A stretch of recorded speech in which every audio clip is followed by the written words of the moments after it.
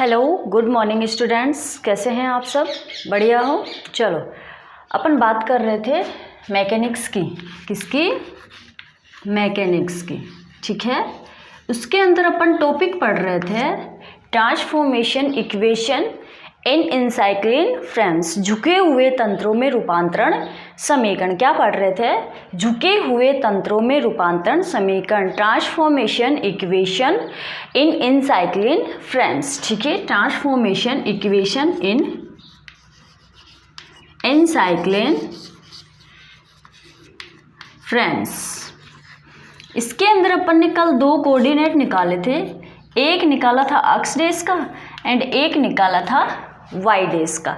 ठीक है, x dash का अपन ने क्या निकाला था? इसके अंदर देखो, x cos theta plus y sine theta, ऐसे कुछ निकाला था। और वाई डेश का जो अपन ने निकाला था, वहाँ पे अपने से एक मिस्टेक हो गई थी। उसके अंदर अपन ने प्लस की जगह क्या कर दिया, सॉरी माइनस की जगह क्या कर दिया, अपन ने प्लस कर दिया। ठीक है, चलो उसको आज अपन ठीक कर लेते हैं। ठीक है, वाई डेश की क्या आ जाएगा अपने पास? Minus x sine theta plus y cos theta. ठीक है, ये अपने पास ट्रांसफॉर्मेशन इक्वेशन इन इनसाइक्लिन फ्रेम्स के अंदर अपन ने दो कोऑर्डिनेट निकाले थे, उन दोनों की इक्वेशन अपने पास आई थी। ठीक है, तो देखो, ठीक है, समीकरण 5 व 6 जो है थीटा कोण पर झुके हुए तंत्रों के लिए रूपांतरण समीकरण है। इनको अपन ने इक्वेशन कौन सी दी थी? 5 दी थी, और इसको अपन ने कौन सा नाम दिया था? 6 दिया था। ठीक है, तो कहने का मतलब क्या है कि इक्वेशन 5 एंड 6 झुके हुए तंत्रों में थीटा कोण पर झुके हुए तंत्रों के रूपांतरण समीकरण है, ट्रांसफॉर्मेशन इक्वेशन है इनसाइक्लिन फ्रेम्स के। ठीक है, तो यह रूपांतरण समीकरण कौन सा रूपांतरण समीकरण है? This transformation equation is 2 dimensional transformation equation. ठीक है, ये जो इक्वेशन 5 एंड 6 जो है वो कौन सी रूपांतरण समीकरण है? ये है द्विविमीय रूपांतरण समीकरण। कौन सी है? 2D dimensional transformation equation 5 and 6। Okay, clear है? चलो, अब अपन बात करेंगे 2D डायमेंशनल की। ये तो अपन ने बात की थी अभी तक 2D डायमेंशनल की। ठीक है, अब अपन 3D डायमेंशनल के अंदर भी ऐसे ही क्या करेंगे, कोऑर्डिनेट निकालेंगे। किस किस के निकालेंगे? यहाँ पे अपन ने एक्स डेश वाई डेश का निकाला है, दो ही कोऑर्डिनेट निकाले। तो कहने का मतलब क्या हो जाएगा यहाँ पे कि दो, मतलब 2D डायमेंशनल ट्रांसफॉर्मेशन इक्वेशन है ये, या फिर 2D फ्रेम ऑफ रेफरेंस अपन ने लिया था। ठीक है, अब अपन बात करेंगे इसके अंदर 3D डायमेंशनल की। ओके, तो 3D डायमेंशनल के लिए अपने को क्या चाहिए होगा? देखो, इसके अंदर 3D dimensional frame of reference चाहिए। ठीक है, ये अपन ने अभी तक 2D की बात की थी। आ जाओ, तो अपन बात करते हैं त्रिविमीय रूपांतरण समीकरण। ठीक है, क्या है अपना new topic? 3D dimensional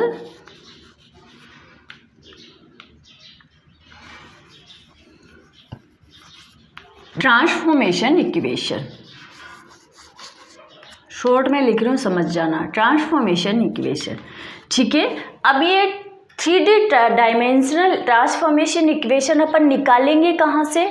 2D से निकालेंगे। ठीक है, तो एक बार अपन 2D की बात कर लेते हैं। क्लियर है? तो आ जाओ, अपन सबसे पहले 2D की बात करते हैं। From 2D transformation 2D dimensional equation. ठीक है, फ्रॉम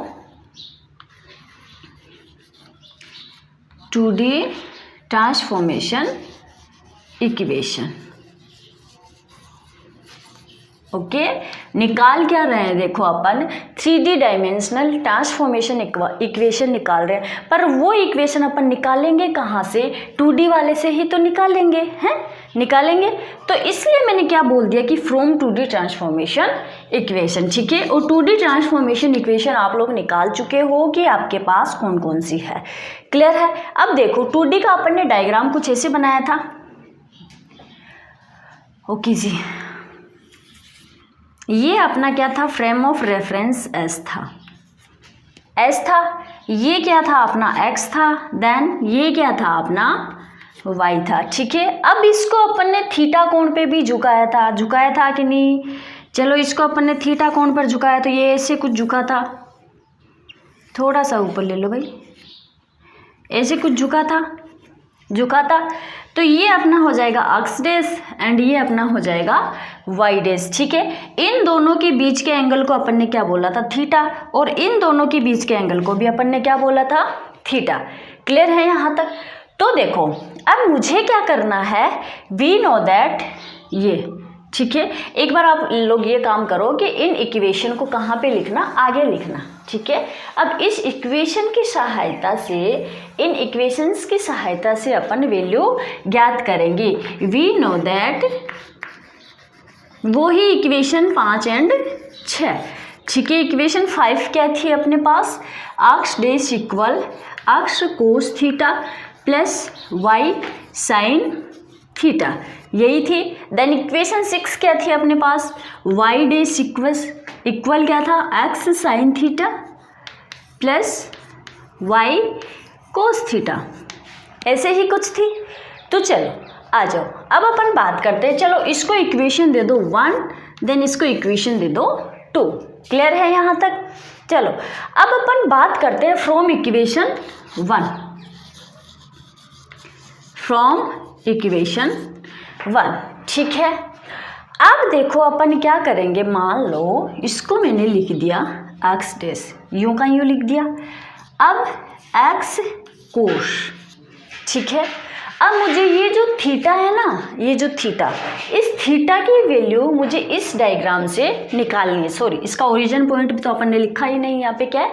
ओ है। ठीक है, अब मुझे क्या करना है, देखो ये जो थीटा है, इस थीटा की वैल्यू मुझे इस वाले डायग्राम या फिर इस वाले फ्रेम ऑफ रेफरेंस से चाहिए। अब वो कैसे निकालेंगे आप लोग देखो, ये देखो क्या लिख रखा है, एक्स डैश देन एक्स। ठीक है, तो ये क्या है अपना एक्स डैश और ये क्या है अपना एक्स। ठीक है, तो मुझे ये बताओ, क्या ये जो थीटा है इसको अपन ऐसे लिख सकते हैं क्या?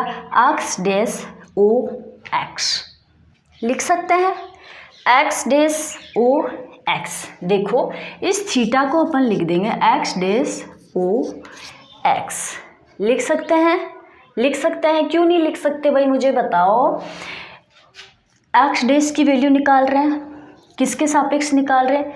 एक्स के सापेक्ष निकाल रहे हैं। तो देखो ये एक्स डैश है अपना और ये एक्स है अपना, तो x o x, sorry x dash o x के बीच का एंगल कितना है? थीटा है। तो इस थीटा को अपन एक्स डैश ओ एक्स लिख सकते हैं, लिख सकते हैं ना। चलो ऐसे ही अपन बात करते हैं इसकी वाई साइन थीटा, तो इसको भी क्या लिखेंगे अपन? वाई कोस। देखो आप ये बोलोगे कि अब मैम इसको कोस में कैसे लिख दिया? आप कैसे भी कर लेना, ये वैल्यू किस में आएगी? कोस में ही आएगी। किस में आएगी? कोस में ही आएगी। आ जाओ बात करते हैं कैसे। देखो ये मैंने वाई कोस लिख दिया, पहले ही लिख दिया। चलो अब मेरे को वैल्यू किसके बीच चाहिए? देखो एक्स डैश और वाई के बीच। ठीक है, इस थीटा की जो वैल्यू मैंने निकाली थी वो मैंने किस किस के बीच निकाली थी? एक्स डैश और एक्स के बीच। ठीक है, अब इस वाली थीटा की वैल्यू मेरे को किस किस के बीच चाहिए? देखो जब भी आप लोग वैल्यू निकालो तो इक्वेशन के अंदर देखना कि इक्वेशन की इक्वल में कौन सी वैल्यू है, साइन थीटा और कोस थीटा के मल्टीप्लाई में कौन सी वैल्यू है, तो उन दोनों के बीच आप क्या करोगे? एंगल निकालोगे। ठीक है, क्लियर है यहाँ तक? तो चलो अब मुझे देखो इस थीटा की वैल्यू निकालनी है एक्स डैश और वाई के बीच। तो चलो आ जाओ डायग्राम के अंदर। ये क्या है अपना? एक्स डैश है और ये क्या है अपना? वाई है। वाई है, ये क्या है? एक्स डैश और ये क्या है अपना? वाई। तो मुझे ये बताओ अपन इसको कैसे लिखेंगे? एक्स डैश ओ वाई लिखेंगे, एक्स डैश ओ वाई। अगर ये कोण थीटा है तो ये कोण कितना हो जाएगा? 90 माइनस थीटा। होगा कि नहीं होगा? होगा कि नहीं होगा? वैल्यू किस किस के बीच निकाल रहे? देखो एक्स डैश और y के बीच निकाल रहे हैं। अगर ये कोण थीटा है तो यहाँ से लेके ये वाला एंगल कितना हो जाएगा 90 माइनस थीटा। तो देखो मुझे ये बताओ साइन 90 माइनस थीटा क्या होता है? साइन 90 माइनस थीटा क्या होता है? कोस थीटा ही तो होता है कि नहीं होता है? तो अब अपन इसको मैंने कोस लिख दिया तो क्या गलत किया? सही है।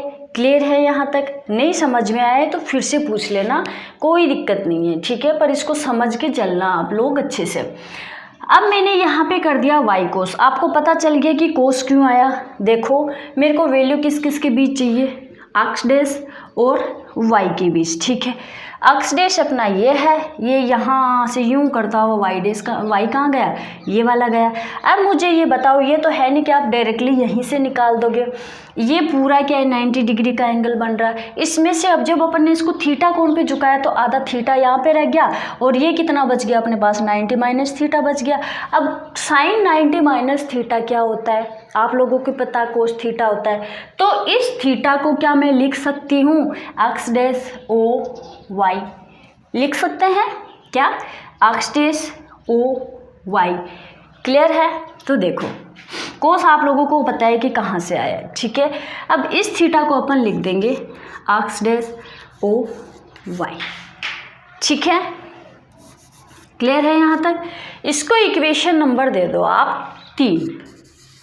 ओके जी, चलो आ जाओ। अब फिर अपन बात करते हैं फ्रॉम इक्वेशन 2। ओके अब इस इक्वेशन 2 से अपन वाई डैश और एक्स के बीच की वैल्यू निकालेंगे और फिर निकालेंगे वाई डैश और वाई के बीच की वैल्यू, ठीक है। पर इन दोनों के बीच की वैल्यू निकालेंगे तब अपने पास आएगा क्या? ये थीटा आएगा, ठीक है। इन दोनों के बीच की जब अपन वैल्यू ज्ञात करेंगे या फिर एंगल निकालेंगे तो अपने पास किसकी वैल्यू आएगी? इस थीटा की वैल्यू आएगी। क्लियर है यहाँ तक? चलो अपन इक्वेशन 2 से चलते हैं। इक्वेशन 2 से देखो अपना वाई डैश है। ओके जी, अब मुझे किस किस के बीच वैल्यू निकालनी है? देखो वाई डैश एक्स, ठीक है। किस किस के बीच निकालनी है? वाई डैश और एक्स। आ जाओ डायग्राम के अंदर। वाई डैश अपना ये है और एक्स अपना ये है, यही है। ये कोण कितना हो गया अपना? थीटा। क्लियर है यहाँ तक? देखो ध्यान से सुनो। चलो एक साइड बनाते हैं अपन। ऐसे कुछ अपना डायग्राम है, ऐसे ही है। ये अपना क्या है? वाई डैश है और ये अपना क्या है? एक्स है और ये अपना क्या है? ओ है। पर इसके बीच में अपन ने एक फ्रेम और भी ले रखा है इसको, जिसको अपन ने वाई बोल रखा है, ठीक है। अब ये एंगल कितना है अपना? थीटा है, थीटा है। और ये पूरा एंगल कितना है आपको पता है? 90 डिग्री है, 90 डिग्री है। पर वैल्यू किसके बीच चाहिए? देखो अपने को वाई डैश और एक्स के बीच। तो वाई डैश और एक्स के बीच अपने को वैल्यू चाहिए। तो क्या इसको मैं ऐसे लिख सकती हूँ? साइन में है ना, देखो साइन में है तो साइन 90 प्लस थीटा प्लस में आएगी ना। क्यों? क्योंकि ये थीटा है और ये पूरा 90 डिग्री है। अब अपने को वैल्यू किसकी चाहिए? ना कि इसके हाफ वाले की चाहिए, अपने को वैल्यू किसकी चाहिए? इस पूरे वाले की, यहाँ से लेके वाई डैश ओ एक्स के बीच वाले की वैल्यू चाहिए। तो ये क्या आ जाएगा? Sine 90 plus theta. Sine 90 plus theta क्या होता है? माइनस कोस थीटा होता है कि नहीं होता है? और इक्वेशन 4(2) के अंदर पहले भी आपने बोला है कि यहाँ पे माइनस एक्स आएगा। उस वाली इक्वेशन जो पीछे कल मैंने लिखा था उस वाले के अंदर अपन ने माइनस नहीं लगाया था, तो आप वहाँ पे एक थोड़ी सी मिस्टेक हो गई थी, तो उसको आप ऐसे इक्वेशन लिख लेना। जो भी इक्वेशन 6 आई थी, y dash equal minus x sine theta plus y cos theta, ठीक है। तो माइनस माइनस तो क्या हो जाएगा? प्लस हो जाएगा। अब इसको अपन ऐसे लिख सकते हैं, वाई डैश और एक्स के बीच अपन ने निकाली है, तो ये क्या आ जाएगा अपना? एक्स कोस, ठीक है। देखो इन सब की वैल्यू किस में आएगी, कोऑर्डिनेट्स की कोस में ही आएगी, अपने आप ही आ जाएगी। जब देखो अपन इसको सोल्व करेंगे तो ये नहीं है कि इसको साइड में नहीं लिख सकते, कोस में ही लिख सकते हैं ना, ऐसा कुछ नहीं है। पर अपन इसको सोल्व करेंगे तो ये अपने आप ही कोस में आ रही है। ठीक है, क्लियर है यहाँ पे। तो ये वैल्यू कितनी हो जाएगी, देखो इस डायग्राम के अकॉर्डिंग ये वाली वैल्यू कितनी हो जाएगी अपनी, एक्स कोस। इसको अपन ऐसे लिख सकते हैं, किस किस के बीच निकाला है, वाई डेस ओ एक्स निकाला है, तो इसको लिख सकते हैं अपन वाई डेस ओ एक्स। क्लियर है यहाँ तक। एक बार फिर से रिपीट कर देंगे अपन। अब देखो किस किस के बीच निकालनी है, वाई डेस और वाई के बीच। ये तो ऑलरेडी ही उसमें है, कोस में है, तो वाई कोस लिख दो यहाँ पे। ठीक है, अब इस थीटा की वैल्यू चाहिए अपने को, तो वाई डेस और वाई के बीच चलो आ जाओ डायग्राम के अंदर, देखते हैं कि क्या आएगा। वाई डेस अपना ये है, यहाँ से स्टार्ट होके वाई का है यहाँ है, तो ये तो सिंपल सा, इन दोनों के बीच के एंगल कितना है, थीटा है। तो इस थीटा, इस वाले इक्वेशन 2 वाले के अंदर जो सेकंड वैल्यू है वाई कोस थीटा, तो क्या उस थीटा को अपन ऐसे लिख सकते हैं, वाई डेस ओ वाई लिख सकते हैं, वाई डेस ओ वाई। ठीक है, तो चलो वाई डेस ओ वाई, इसको इक्वेशन दे दो आप 4। ठीक है, चलो एक बार फिर से देखते हैं अपन क्या निकाल रहे हैं, क्या निकाल रहे हैं। देखो 3D डायमेंशनल की अपन बात कर रहे हैं। ठीक है, अब उस 3D डायमेंशनल ट्रांसफॉर्मेशन इक्वेशन अपन निकाल रहे हैं, तो पर उसके लिए पहले अपने को 2D डायमेंशनल ट्रांसफॉर्मेशन इक्वेशन भी तो चाहिए ना। तो इसके लिए अपन क्या कर रहे हैं, देखो 2D के अंदर आप कोऑर्डिनेट इक्वेशन अपन ने निकाल ली थी, ये वाली इक्वेशन थी, जो इक्वेशन अपने पास एनसाइक्लिन फ्रेम्स के अंदर 5 और 6 थी, तो उसके अंदर अपन इक्वेशन 5 और 6 ये निकाली थी। ठीक है, अब 2D की अगर अपन बात कर रहे हैं तो इस इक्वेशन को 2D के अंदर फर्स्ट एंड सेकंड दे देंगे। ठीक है, फ्रेम ऑफ रेफरेंस अपन ने एस एंड एस डेस कुछ ऐसे बनाया था। क्लियर है यहाँ तक। अब इस इक्वेशन की सहायता से अपन इन थीटा को ये वाली वैल्यू का नाम दे सकते हैं ना, दे सकते हैं, क्यों नहीं दे सकते, कोई गलत है ही नहीं इसके अंदर। तो देखो ये इक्वेशन 1 और 2 मैंने यहाँ पे लिख दी। ठीक है, अब इस इक्वेशन से अपन देखो किसकी वैल्यू निकालेंगे, थीटा की वैल्यू निकालेंगे, और निकालेंगे किस किस के बीच, देखो एक्स डेस एंड अक्स के बीच। तो डायग्राम के अंदर आ जाओ आप लोग, एक्स डेस और अक्स इस डायग्राम के अंदर देखना कि अपने पास कहाँ पे है। एक्स डेस ये रहा, ये यहाँ से स्टार्ट होगा तो ओ भी बीच में आएगा, आएगा कि नहीं आएगा, आएगा। तो एक्स डेस ओ, अब ये इस साइड आएगा, तो ये कौन सी हो गई अपनी, अक्स हो गई, और इन दोनों के बीच का एंगल कितना है, थीटा है। तो क्या किया, इस थीटा को मैंने क्या लिख दिया यहाँ पे, एक्स डेस ओ एक्स। ठीक है, अब ये देखो y साइन थीटा, ये साइन थीटा के अंदर वैल्यू है, पर अपन जब यहाँ पे इस डायग्राम के अकॉर्डिंग इसको सोल्व करेंगे तो ये जो वैल्यू साइन में है ना, ये किस में आ जाएगी, कोस में आ जाएगी। ठीक है, आ जाओ उस करते हैं। देखो अब ये कोस में चेंज करने के लिए अपने को वैल्यू किस किस के बीच निकालनी है, एक्स डेस और y के बीच। डायग्राम के अंदर देखो कि एक्स डेस कहाँ है, एक्स डेस ये रहा यहाँ से लेके, और ये y रहा। ठीक है, तो मुझे ये बताओ एक्स डेस के बीच में क्या आ रहा है, o भी आ रहा है, तो एक्स डेस o और y। ठीक है, अब ये देखो ये पूरा एंगल अपना यहाँ से लेके यहाँ तक थीटा है, तो ये कितना हो जाएगा, अगर ये निकालेंगे, चाहिए तो अपने को यही, पर ये तो है नहीं कि ये इस वाले के अंदर 2 पार्ट हो रखे हैं। तो एक्स ओ वाई की वैल्यू चाहिए, तो ये थीटा है, तो ये पूरा कितना हो जाएगा, 90 माइनस थीटा, और साइन 90 माइनस थीटा कितना होता है, कोस थीटा होता है ना। तो इसको मैंने यहाँ पे क्या लिख दिया, y cos x dash o y. Clear है। चलो ऐसे ही अपन ने इक्वेशन 2 से किसकी वैल्यू निकाली, वाई डैश और एक्स के बीच की वैल्यू निकाली। ठीक है, तो देखो वाई डैश ये है, यहाँ से लेके यहाँ तक ये हो गया, तो वाई डैश ओ एक्स, इसको अपन ने क्या लिख दिया वाई डैश ओ एक्स। पर ये यहाँ पे साइन थीटा है तो ये किस में चेंज हो जाएगा, कोस में चेंज हो जाएगा। क्यों, क्योंकि ये यहाँ से लेके यहाँ तक एंगल है तो ये वाला एंगल थीटा है, ये पूरा कितना था अपना 90 था। तो साइन 90 प्लस थीटा कितना होता है minus sine theta, minus cos theta होता तो माइनस माइनस कितना हो जाएगा प्लस हो जाएगा। अब ये यहाँ पे क्या है प्लस है, तो फिर सेकंड वैल्यू अपने को निकालनी वाई डैश और वाई के बीच। तो ये वाई डैश और वाई के बीच, ये तो सिंपल सा है, इसके बीच क्या है एंगल थीटा ही है। तो इसको अपन क्या लिख देंगे वाई डैश ओ वाई, ये जो मैंने यहाँ पे लिख रखा है। ठीक है, तो चलो यहाँ एक बार मैं लिख भी देती हूँ आपको ताकि क्लियर हो जाए आपको अच्छे से। देखो यहाँ पे क्या किया अपन ने, x dash o x equal कितना था अपना थीटा था, यही था थीटा था। ठीक है, ये कितना है एक्स डैश ओ वाई, ये कितना था अपना 90 माइनस थीटा था वाई डैश ओ एक्स कितना था अपना y dash o x 90 plus theta था, 90 प्लस थीटा था। वाई डैश ओ वाई कितना था अपना y dash o y equal कितना था अपना थीटा था। क्लियर है यहाँ तक, किसी को कोई डाउट नहीं होना चाहिए। डायग्राम के अकॉर्डिंग अपन 2D डायमेंशनल के अंदर ट्रांसफॉर्मेशन इक्वेशन निकाल रहे हैं ना। चलो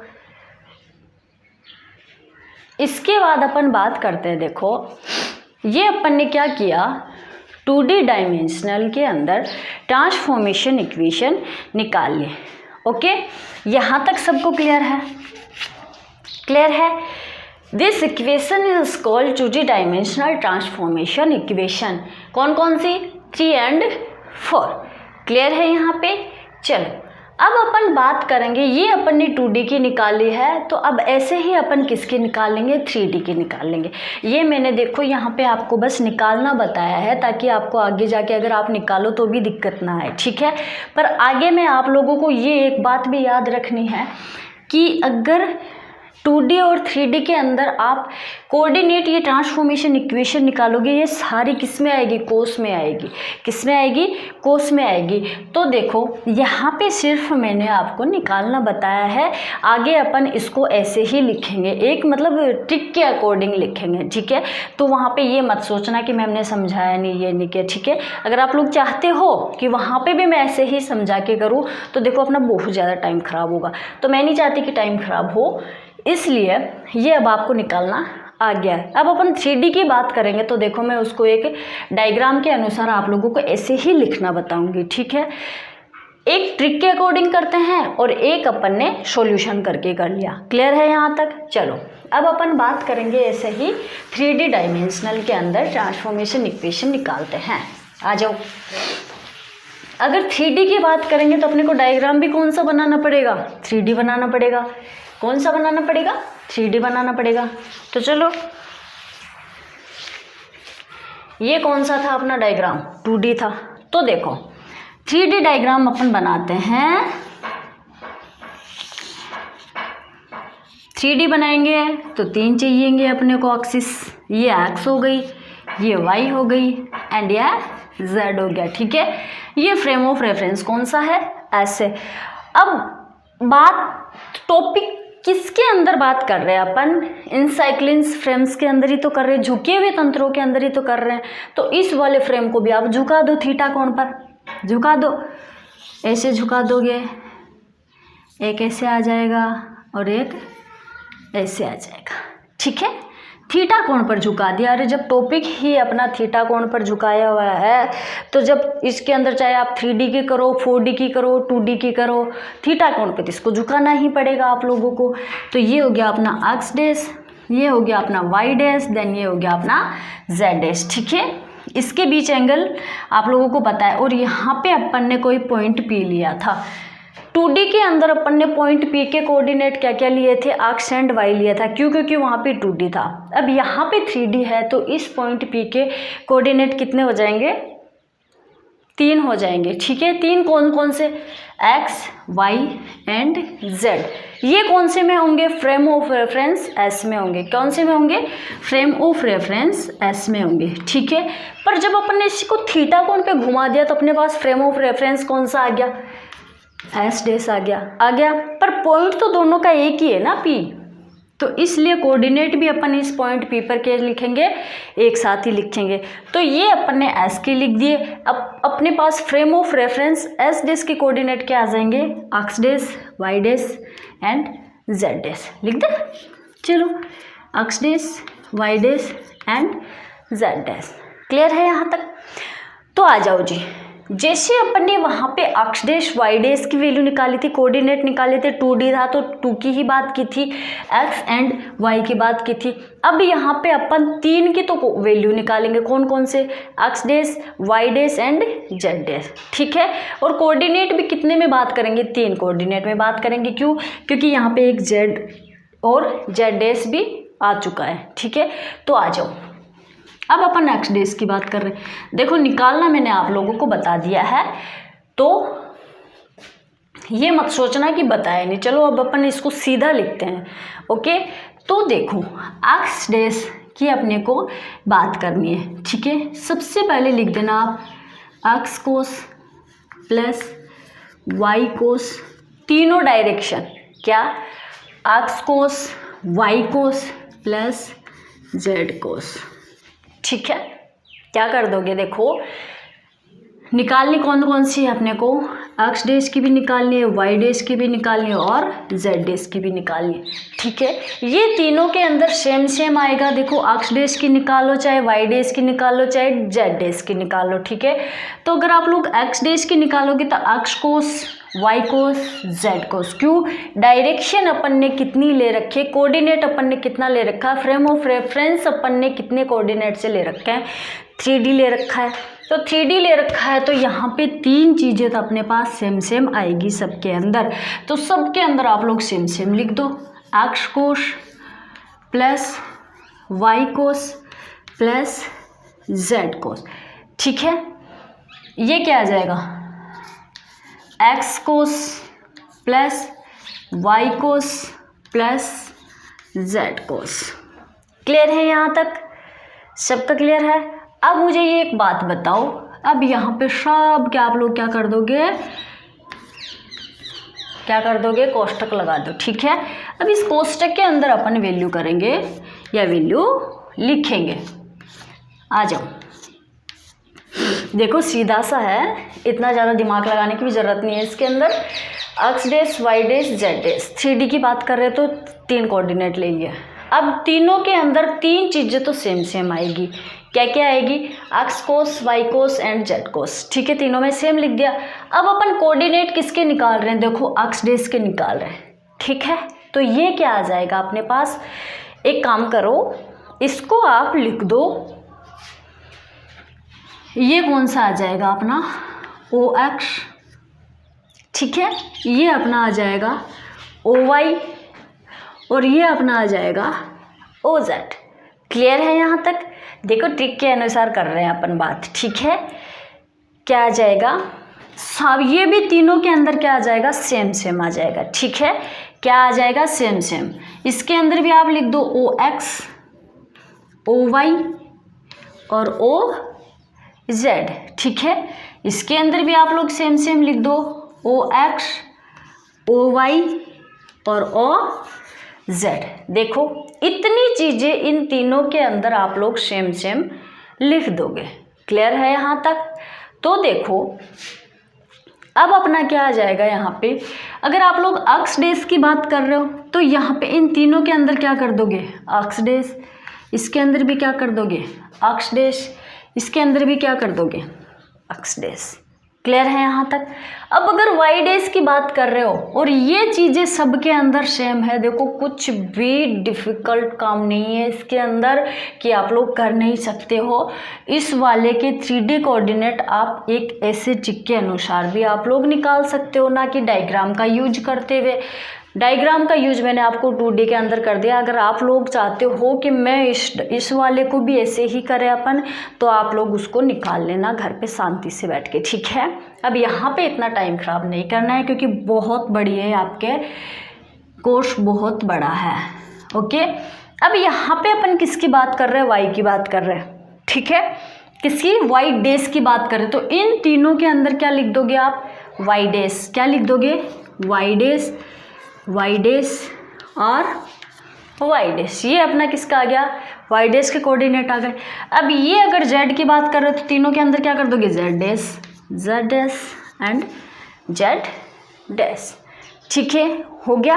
ये इक्वेशन अपने पास कौन सी आ गई, ये 5 हुई, ये 6 हो गई, देन ये हो गई 7। क्लियर है, यहाँ तक क्लियर है। अगर किसी को कोई डाउट हो तो आप लोग पूछ सकते हो, ठीक है। ये अपन ने निकाले 3D के अंदर एक्स डेज, वाई डेज और जेड डेज के कोऑर्डिनेट। क्लियर है यहाँ तक, मुझे नहीं लगता कि किसी को कोई डाउट होना चाहिए या फिर होनी चाहिए, ठीक है, क्लियर है। अब इससे नेक्स्ट की बात करेंगे अपन नेक्स्ट क्लास में। Thank you.